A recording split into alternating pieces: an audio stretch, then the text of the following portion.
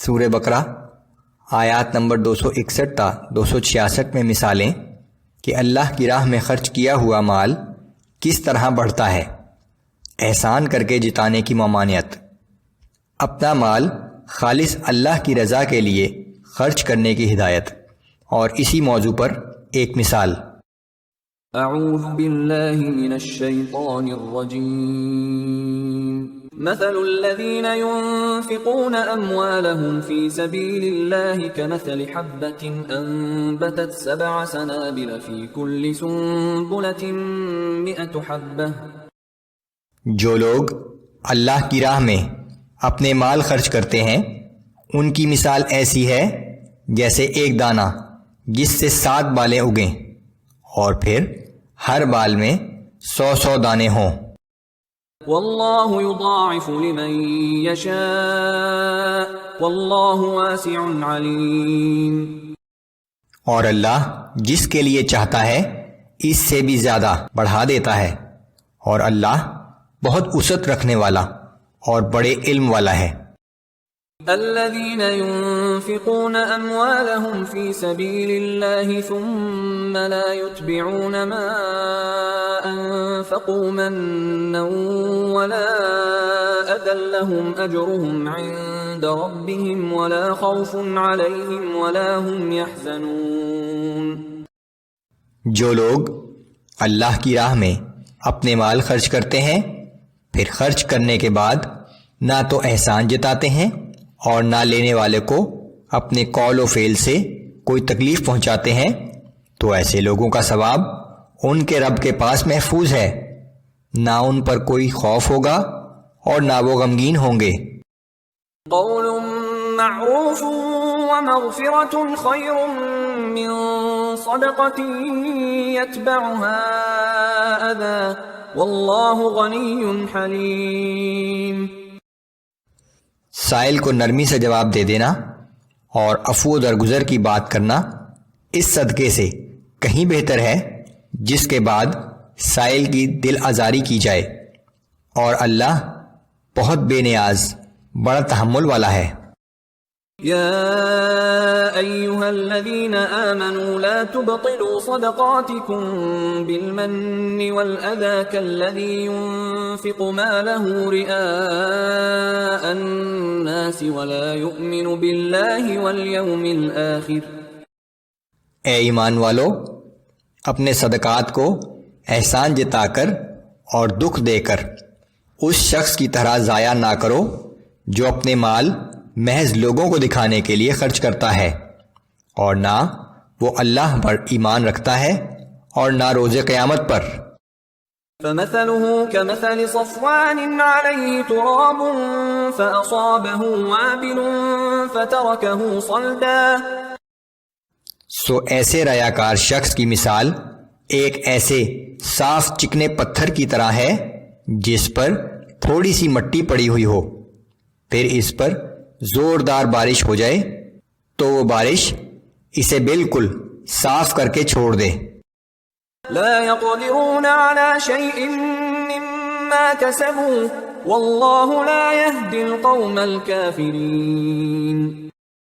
ایسے لوگ اپنے کیے ہوئے کاموں کا کوئی فائدہ حاصل نہ کر سکیں گے، اور اللہ ایسے ریاکار منکرین کو رائے ہدایت نہیں دکھاتا۔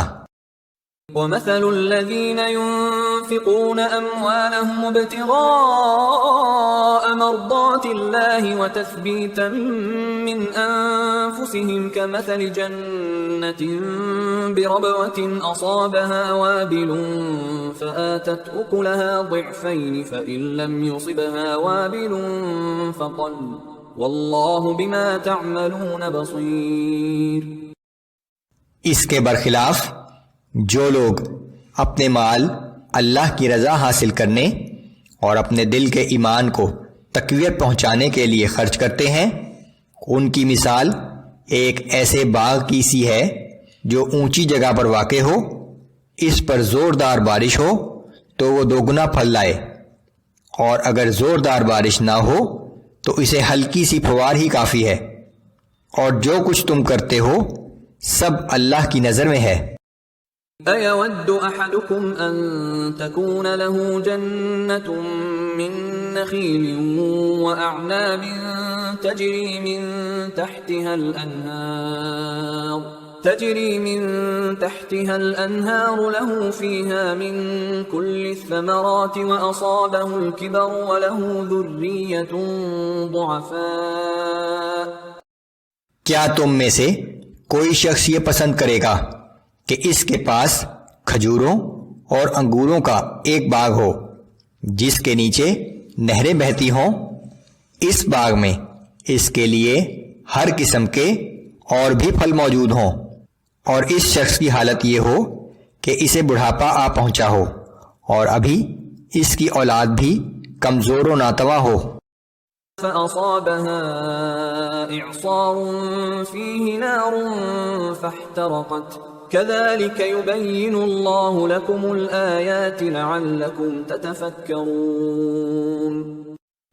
اور پھر اس باغ پر ایک ایسا بگولا آ جائے جس میں آگ بھری ہوئی ہو اور وہ باغ جھلس جائے. اس طرح اللہ تمہارے لیے اپنی آیات واضح طور پر بیان فرماتا ہے تاکہ تم غور و فکر سے کام لو. سورہ بقرہ آیات نمبر 267 تا 274 میں خالص اللہ ہی کے واسطے اپنا اچھا اور بہترین مال خرچ کرنے کی تلقین. بہتر یہ ہے کہ اپنا مال خاموشی سے اللہ کی راہ میں خرچ کیا جائے. صدقات کے اصل حقداروں کا بیان. اعوذ باللہ من الشیطان الرجیم. یا ایہا الذین آمنوا انفقوا من طیبات ما کسبتم ومما اخرجنا لکم من الارض ولا تيمموا الخبيث منه تنفقون ولستم بآخذيه إلا أن تغمضوا فيه واعلموا أن الله غني حميد.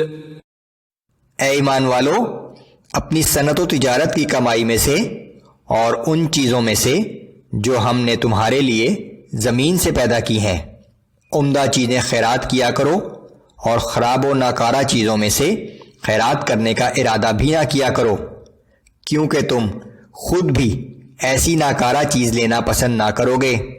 ہاں، مگر یہ دوسری بات ہے کہ تمہیں کسی مجبوری کی وجہ سے ایسا کرنا پڑے، اور یقین جانو کہ اللہ تمہاری ہر چیز سے بے نیاز ہے اور صرف وہی ہر تعریف کے لائق ہے.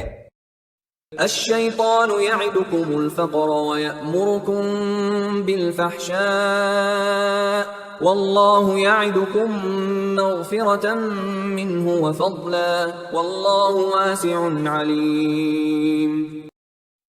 شیطان تمہیں مفلسی سے ڈراتا ہے اور بے حیائی کی ترغیب دیتا ہے، اور اللہ تم سے اپنی مغفرت اور فضل کا وعدہ فرماتا ہے، اور اللہ بہت وسعت والا اور خوب جاننے والا ہے. یؤتی الحکمت من یشاء ومن یؤت الحکمت فقد اوتی خیرا کثیرا وما یذکر الا اولو الالباب. اور اللہ جسے چاہتا ہے حکمت و دانائی عطا کرتا ہے، اور جسے حکمت و دانائی مل گئی اسے بہت بڑی بھلائی نصیب ہو گئی. اور ان باتوں سے صرف وہی لوگ نصیحت حاصل کرتے ہیں جو دانش مند اور عقل والے ہیں. حکمت سے مراد مفید صحیح علم اور اس کے مطابق عمل جو اللہ کی خوشنودی حاصل کرنے کا ذریعہ ہو. وما انفقتم من نفقة او نذرتم من نذر فإن الله يعلمه وما للظالمین من انصار. اور تم جو کچھ بھی اور جہاں کہیں بھی خرچ کرتے ہو یا تم جو منت بھی مانتے ہو تو اللہ اسے یقیناً جانتا ہے، اور ظالموں کے لیے کوئی مددگار نہیں ہے. ان تبدوا الصدقات فنعما هي وَإِن تُخْفُوهَا وَتُؤْتُوهَا الْفُقَرَاءَ فَهُوَ خَيْرٌ لَكُمْ وَيُكَفِّرُ عَنْكُمْ مِنْ سَيِّئَاتِكُمْ وَاللَّهُ بِمَا تَعْمَلُونَ خَبِيرٌ۔ اگر تم صدقات ظاہر کر کے دو تو یہ بھی اچھا ہے، اور اگر تم انہیں پوشیدہ رکھو اور فقیروں اور محتاجوں کو پہنچا دو تو یہ چھپا کر دینا تمہارے لیے زیادہ بہتر ہے، اور اللہ اس کی وجہ سے تمہارے کچھ گناہوں کو تم سے دور فرما دے گا، اور جو کچھ تم کرتے ہو اللہ اس سب سے باخبر ہے۔ لَيْسَ عَلَيْكَ هُدَاهُمْ وَلَكِنَّ اللَّهَ يَهْدِي مَن يَشَاءُ۔ اے پیغمبر صلی اللہ علیہ وآلہ وسلم، لوگوں کو ہدایت بخش دینے کی ذمہ داری آپ پر نہیں ہے، بلکہ اللہ ہی جسے چاہتا ہے ہدایت سے نوازتا ہے۔ وَمَا تُنْفِقُوا مِنْ خَيْرٍ فَلِأَنفُسِكُمْ وَمَا تُنْفِقُونَ إِلَّا ابْتِغَاءَ وَجْهِ اللَّهِ۔ اور تم اپنے مال میں سے جو بھی خیرات کرو سو وہ تمہارے اپنے فائدے کے لیے ہے، مگر شرط یہ ہے کہ اللہ کی رضا جوئی کے سوا خرچ نہ کرو۔ وَمَا تُنْفِقُوا مِنْ خَيْرٍ يُوَفَّ إِلَيْكُمْ وَأَنْتُمْ لَا تُظْلَمُونَ۔ اور تم اپنے مال میں سے جو بھی خیرات کرو گے اس کا اجر تمہیں پورا پورا دیا جائے گا، اور ہرگز تمہاری حق تلفی نہ ہوگی۔ لِلْفُقَرَاءِ الَّذِينَ أُحْصِرُوا فِي سَبِيلِ اللَّهِ لا يستطيعون ضربا في الأرض يحسبهم الجاهل أغنياء من التعفف تعرفهم بسيماهم لا يسألون الناس إلحافا۔ صدقات کے اصل حقدار وہ فقراء ہیں جو اللہ کے کام میں ہمہ وقت ایسے مصروف ہیں کہ اپنے ذاتی کسب معاش کے لیے زمین میں دوڑ دھوپ نہیں کر سکتے۔ ان کی خودداری اور سوال نہ کرنے کی وجہ سے ناواقف آدمی انہیں خوشحال سمجھتا ہے۔ تم ان کے چہروں سے ان کی اندرونی حالت پہچان سکتے ہو، وہ لوگوں سے لپٹ لپٹ کر سوال نہیں کرتے۔ وَمَا تُنْفِقُوا مِنْ خَيْرٍ فَإِنَّ اللَّهَ بِهِ عَلِيمٌ۔ ان کی اعانت کے لیے تم جو مال بھی خرچ کرو گے یقیناً اللہ اسے خوب جانتا ہے۔ الذين ينفقون أموالهم بالليل والنهار سرا وعلانية فلهم أجرهم عند ربهم ولا خوف عليهم ولا هم يحزنون۔ جو لوگ دن رات اپنے مال میں سے پوشیدہ اور اعلانیہ خیرات کرتے ہیں تو ان کے رب کے پاس ان کا اجر محفوظ ہے، اور ان پر نہ کسی قسم کا خوف ہوگا اور نہ وہ غمگین ہوں گے۔ سورہ بقرہ آیات نمبر 275 تا 281 میں سود پر قرض دینے کی ممانعت اور مقروض کو مہلت دینے کی تلقین ہے۔ اعوذ باللہ من الشیطان الرجیم۔ الذين يأكلون الربا لا يقومون إلا كما يقوم الذي يتخبطه الشيطان من المس۔ جو لوگ سود کھاتے ہیں وہ ایسے کھڑے ہوں گے جیسے وہ شخص کھڑا ہوتا ہے جسے شیطان نے چھو کر حواس باختہ کر دیا ہو۔ ذلك بأنهم قالوا إنما البيع مثل الربا وأحل الله البيع وحرم الربا۔ یہ سزا اس لیے ہوگی کیونکہ وہ کہتے تھے کہ تجارت بھی تو سود ہی جیسی چیز ہے، حالانکہ اللہ نے تجارت کو حلال فرمایا ہے اور سود کو حرام قرار دیا ہے۔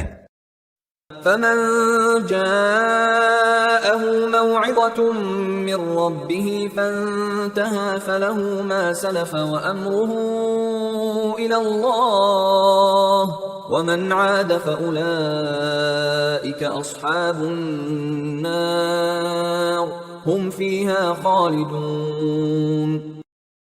پس جس شخص کے پاس اس کے رب کی جانب سے نصیحت پہنچ گئی اور وہ آئندہ کے لیے باز آ گیا تو جو کچھ وہ پہلے کھا چکا سو کھا چکا، اور اس کا معاملہ اللہ کے سپرد ہے۔ اور اس حکم کے بعد بھی جس نے پھر وہی کیا سو ایسے لوگ جہنمی ہیں، وہ اس میں ہمیشہ رہیں گے۔ يمحق الله الربا ويربي الصدقات والله لا يحب كل كفار أثيم۔ اور اللہ سود کو مٹاتا ہے اور صدقات کو بڑھاتا ہے، اور اللہ کسی بھی ناشکر گناہ گار شخص کو پسند نہیں کرتا۔ ان الذين آمنوا وعملوا الصالحات واقاموا الصلاة وآتوا الزكاة لهم اجرهم عند ربهم ولا خوف عليهم ولا هم يحزنون۔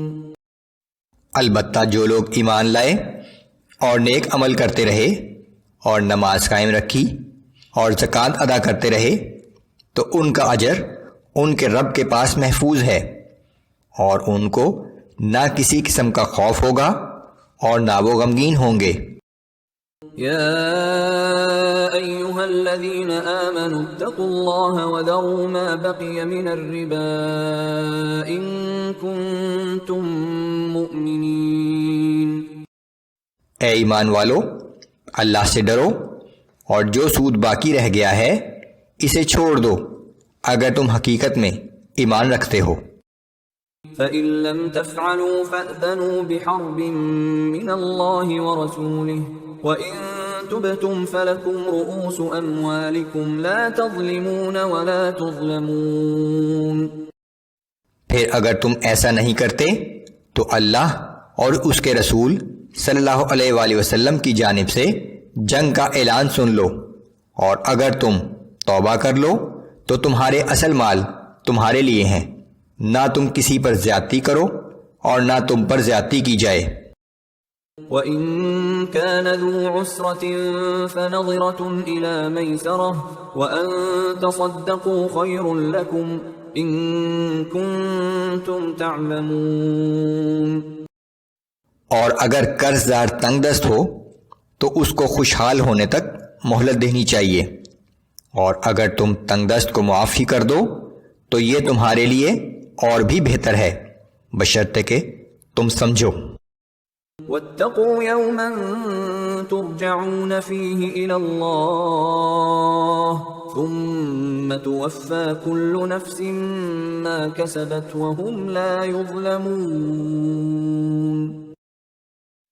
اور اس دن سے ڈرو جس دن تم سب اللہ کی طرف لوٹائے جاؤ گے، پھر ہر شخص کو اس کے اعمال کا پورا پورا بدلہ دیا جائے گا، اور ان پر کسی قسم کا ظلم نہیں کیا جائے گا۔